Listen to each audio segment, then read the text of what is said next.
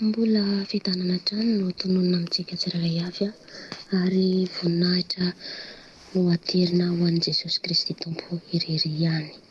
Mankasitraka ny ravavy nanolotra ny fitenenana, nanolotra ny micro ahafahako mandray fitenenana eto anio. Dia mbola faliko ny tenako miarahaba antsika tsiraray avy tratra an'izao fotoana izao.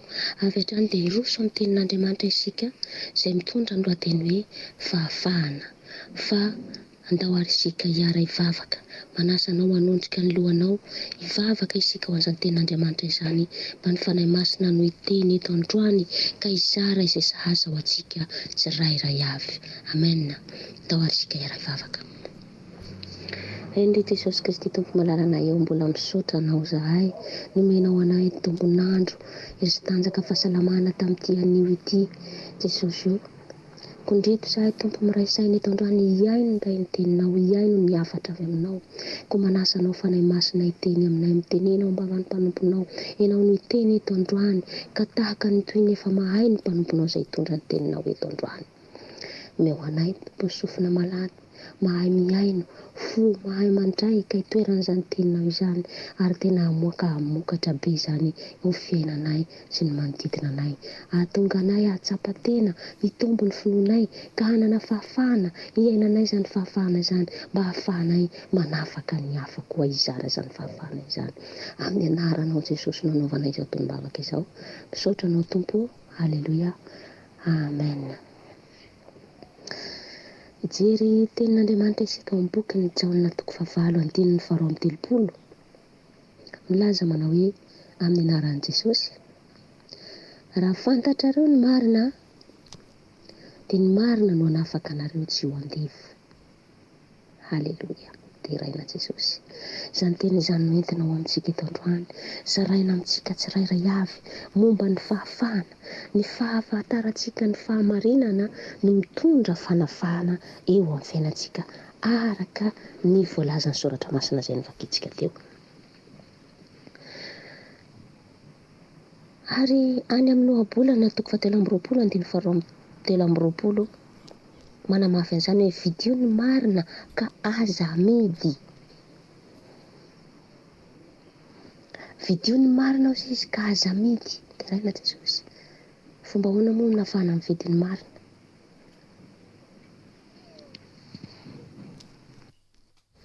Ary inona nefa n'izany marina ho vidiana izany? Toy izantsika ny tenin'Andriamanitra milaza izy hoe dia ny fahendrena sy ny fananarana ary ny fahazavan-tsaina. Izany no marina. Aiza no ahitantsika izany rehetrarehetra izany? Ao amin'ny Jesosy no ahitantsika izany rehetrarehetra izany. Araka ny voalaza tery aloha hoe raha fantatrao ny marina, dia ny marina no hanafaka anareo tsy ho andevo.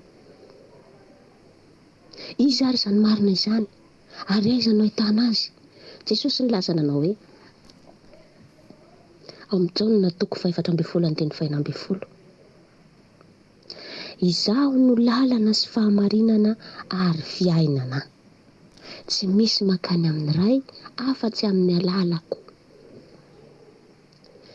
Dia inona izany ilay fahamarinana eo? Jesosy no lalana, Jesosy no fahamarinana. Deraina ny Tompo. Dia ny fahalalana an'i Jesosy no fahendrena, ny fahalalana an'i Jesosy no fahamarinana, ny fahalalana an'i Jesosy no fahazavan-tsaina. Ary izany no mila viditsika. Amin'ny alalan'inona? Amin'ny alalan'ny finoana. aveza nefa zany finoana izany. Ny finoana dia avy amin'ny toriteny, ary ny toriteny dia avy amin'ny tenin'Andriamanitra. Ny fahinoantsika ny tenin'Andriamanitra, ny fianarantsika ny soratra masina no ahafahantsika manana finoana. Dia amin'ny anarany, amin'ny alalan'izay finoana izay fandrenesantsika an'izany no ahitantsika ny fahamarinana izay renesintsika ao amin'ny tenin'Andriamanitra, izay ahafantarantsika ny Jesosy Kristy fa izy ny lalana sy fahamarinana ary ao aminy no marina. Ary raha fantatsika izany marina izany, dia izany marina izany no hanafaka antsika tsy ho andevo. Satria ao amin'ny Jesosy no misy fahafahana. Jesosy no ilay mpanafaka. Raha manana an' Jesosy ianao dia olo nafaka tanteraka. Afaka mifatorana zavatra rehetra, fatorana famatorana namaritra anao teto amin'izao tontolo izao, fa miaina amin'ny fiainam-baovao, amin'ny fahalalana, amin'ny fahafahana ao amin'ny Jesosy Kristy Tompo. Amin'ny alalan'inona? Fahazavan-tsaina, fananarana, fahendrena. Teraina ny Tompo.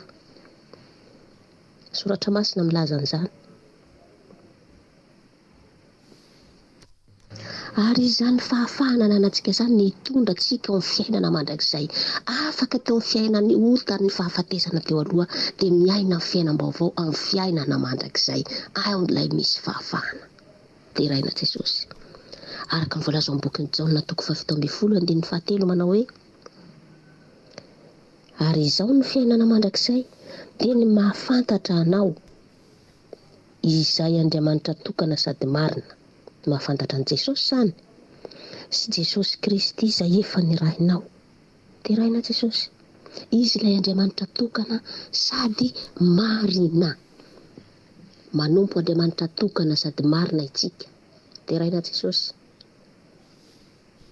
Raha mbola tsy fantatrao zany, fa mbola miroro saina ianao na mitelotelo saina, mbola mila mianatra an'izany. Misy soratra masina be dia be milaza manazava an'izany hoe maha-Andriamanitra tokana n'ilay Andriamanitra tompontsika dia Jesosy Kristy. Teraina Jesosy. Ao amin'ny Jesosy no misy ny fahafahana. Dia raha manana an' Jesosy Kristy ilay Andriamanitra tokana sady marina ianao, dia olon'afaka. Olon'afaka tanteraka. Tsy vita hatreo ihany anefany. Tsy mijanona hatreo ihany anefa ny fatohizana ny dia makany amin'ny fahafahana, hatrany amin'ny tanjona dia ny fiainana mandrakizay. Teraina Jesosy. Halleloia. Ary misy torolalana ao. Ahoana no ahafahantsika mahafantatra an'izany? Ahoana no ahitantsika ny lalana makany? Teraina Jesosy. Ary tena no amafisin'i Jesosy zany ao amin'ny bokin'ny Jaona 9:17 milaza manao hoe: fa raha tonga ny fanahin'ny fahamarinana, dia izy no hitari-dalana anareo ho amin'ny marina rehetra. Fa tsy hiteny ho azy izy, fa izay horeny dia ho lazainy avokoa, ary ny zavatra ho avy aza dia hambarany aminareo. Teraina Jesosy. Io ilay fanahin'ny mpananatra. Fanahy masina ilay fanahin'ny mpananatra izay lazainy ery amin'ny boky noabolana hoe vidio ny marina. Izy no ilaza ny marina aminareo dia ny fanahin'ny mananatra sady mampianatra, fanahin'ny fahazavan-tsaina. Ka rehefa mazava ny saina, mahazo n'izay lazainy soratra masina, dia fantatra ny marina rehetra. Ary rehefa fantatsika ny marina rehetra, rehefa fantatrao ny marina rehetra, dia ny marina no hanafaka anao tsy ho andevo ny fisainana teo aloha, na ny fomba fiainany teo aloha izay nangeja anao, fa miditra amin'ny fiainam-baovao ianao satria olon'afaka ianao ao amin'ny Jesosy Kristy Tompo. Teraina Jesosy. Halleloia. Ahoana moa no ahafahanao fa hoe olon'afaka ianao afo? Ahoana no ahafahanao mahafantatra fa olon'afaka ianao? Soratra masina manolotra-tsaina antsika, manokatra ny saintsika, mahafantarantsika marina fa isika dia olona tena hoe tao ambanin'ny fanandevozana ny fiainan'izao tontolo izao. Teraina Jesosy. Ary mba ahafahantsika miaina amin'ny fiainam-baovao araka ny voalazan'ny soratra masina, dia mila mibebaka isika amin'ny fahotantsika rehetra, dia manaiky atao batisa amin'ny anaran'i Jesosy Kristy mba ho famelana ny helotsika. ary andray ny fanomezana dia ny fanahy masina. Ny fanahy masina dia fanomezana, ary io fanahy io no mampianatra antsika, io ilay fanahy mpananatra hitarika antsika marina rehetra. Dia raina Jesosy ao amin'ny boky ny Asana Apôstôly toko 2:7-8 misy an'izany. Ary ny fanahy masina no mitarika antsika marina rehetra. Dia iza ilay marina? Jesosy Kristy ilay marina. Araka ny voalaza ny tena hoe izao no lalana sy famarinana ary fiainana. Jesosy ilay fiainana mandrakizay. Jesosy no lalana fa antsika miditra amin'ny fiainana mandrakizay, ary olona afaka no afaka miditra makany amin'ny fiainana mandrakizay fa tsy olona mijanona ao amin'ny fanandevozan'izao tontolo izao. Dia raina Jesosy, ataontsika ahoana nefa ny fandositra raha tsy mitandrina ny famonjena lehibe izao efa noraisintsika izao isika. Dia ilay nampilazaina ny Tompo tamin'ny voalohany, ary no hamafisiny izay nandre tamintsika kosa. Sady Andriamanitra koa no niarana nambara tamin'ny famantarana sy fahagagana, ary tamin'ny asa lehibe samihafa sy ny fanomezana ny fanahy masina no zarazaraina araka ny sitrapony. Ny fanahy masina dia zarazarainy Jesosy araka ny sitrapony.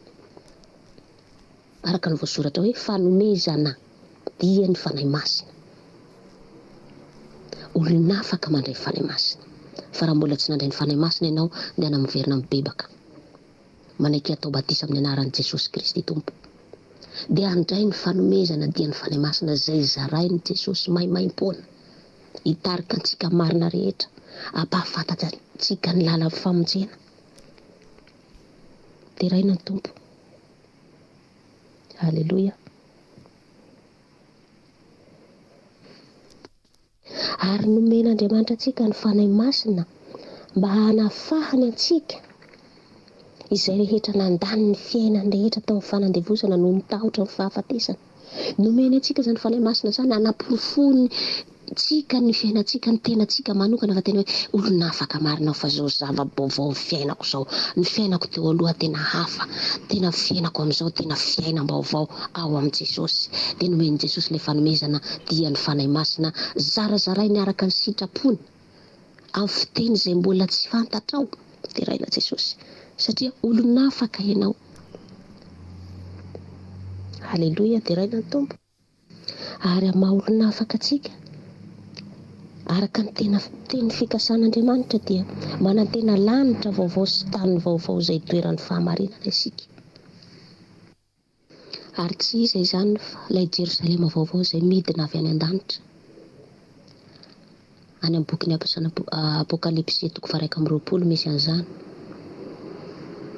Ary tsy hisy ranomaso intsony, tsy hisy fitomaniana intsony, fa fifaliana mandrakizay ny any. Izay ilay fiainana mandrakizay antenaintsika hatramin'izao manomboka eto.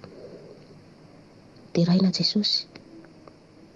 Koa noho izany, aoka ianareo hiteny sy hanao araka izay mahamendrika anareo, izay olona hotsarain'ny lalàn'ny fahafahana. Aoka isika hanao izay mahamendrika, satria ilay fahafahana raisintsika dia hotsaraina izany fahafahana izany isika. Inona moa ny fahafahana? Dia ny fahamarinana. Ny lalàn'ny fahamarinana, ny lalàn'ny fahafahana no hitsara antsika. Izy ary izany marina izany, izy ary izany mpanafaka izany. Jesosy no hitsara antsika. Androany izy mpanavotra antsika, androany izy mpisolo vava antsika. Fa rehefa tonga ny fotoanany, satria efa nampianariny ny fanahy masina antsika daholo ny lalàn'ny fahamarinana sy ny lalàn'ny fahafahana, dia ilay Jesosy indray no hitsara antsika. Ary ny fitsarana manomboka ao amin'ny ankohonan'Andriamanitra araka ny voalazan'ny soratra masina. Efa andro farany izao iainantsika izao. Aoka tsy ho varimbariana isika, aoka tsy isika no fampitsara aza mitsara mba tsy ho tsaraina. Fa raha tena olona afaka ianao miaina amin'ny fahafahana, ianao mandeha amin'ny fahamarinana, ianao miaina amin'ny fahamasinana ianao, dia ianao no hitarika ny hafa, hananatra ny hafa, satria ny fanahy ny mpananatra dia ao anatinao, fanahy ny fahazavan-tsaina dia ao anatinao. Satria tsy fanahy malemy no nomena anareo, fa fanahy mahery araka ny voalazan'ny soratra masina. Dia raina ny Tompo. Ary izany fanahy mahery nomena antsika izany no ahafahantsika manohatra ny fiainana izao tontolo izao, ahafahantsika hoe manohatra ny devoly, toero ny devoly dia handositra anareo izy dia hiaina ny fahamarinana isika satria mifanohitra ny fahamarinana ny fiainana izay ahafahafin'ny devoly.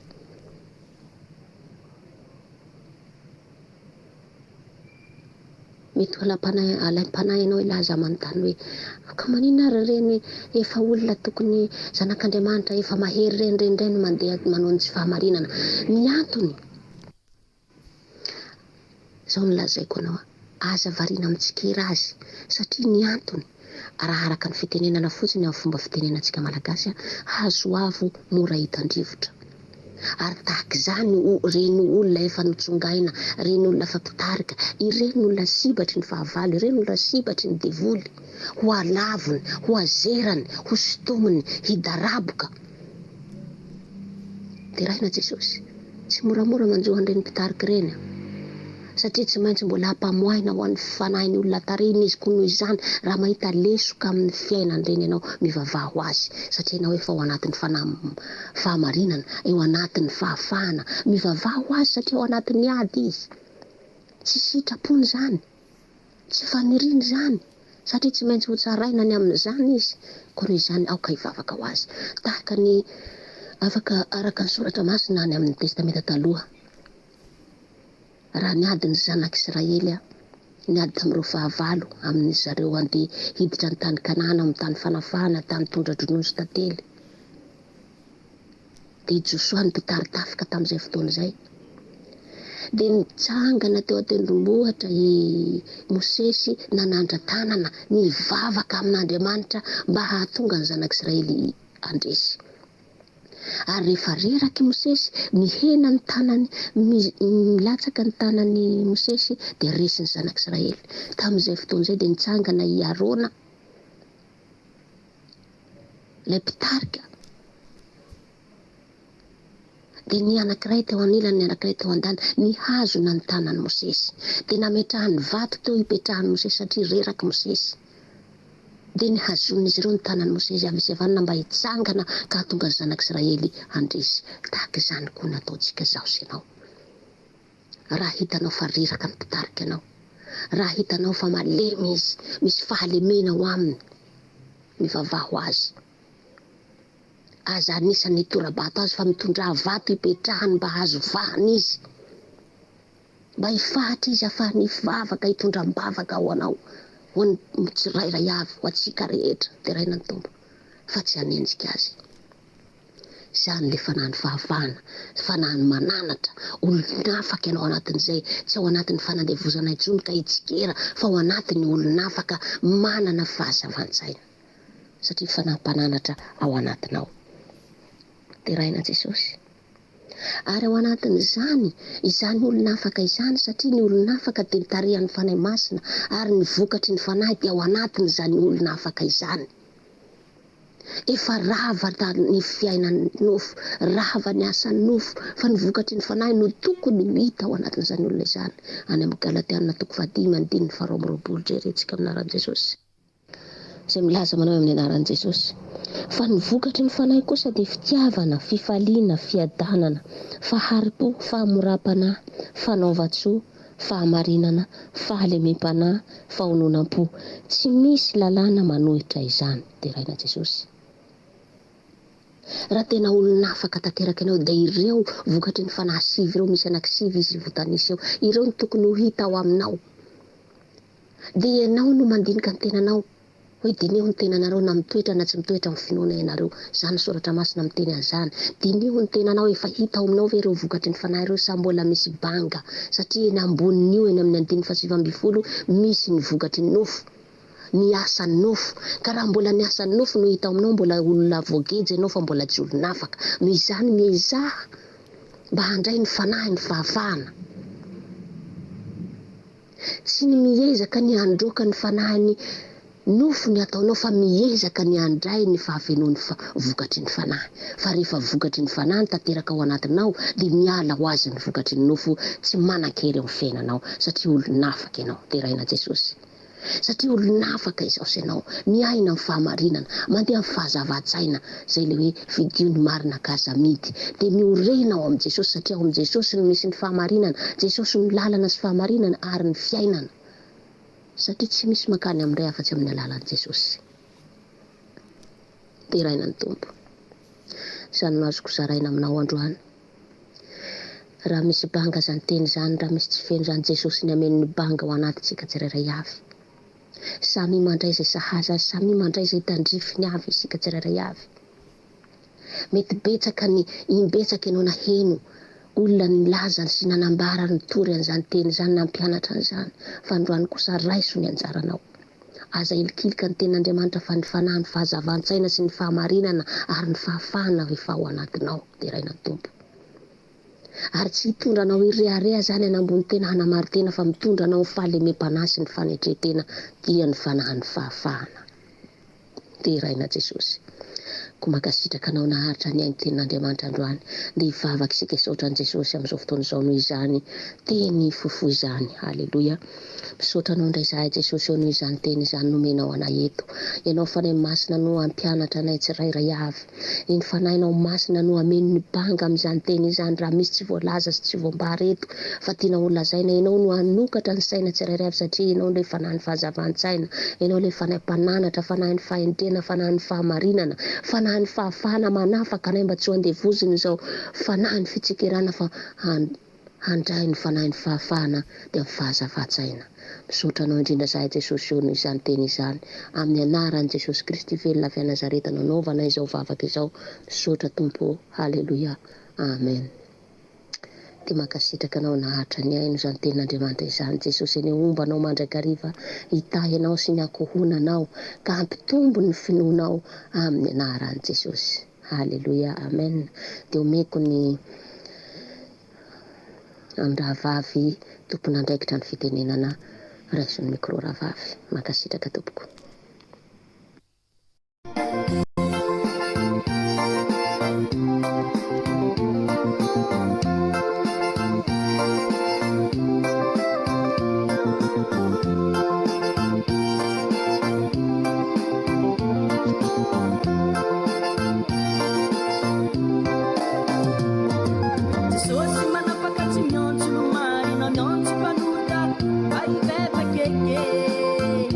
Marina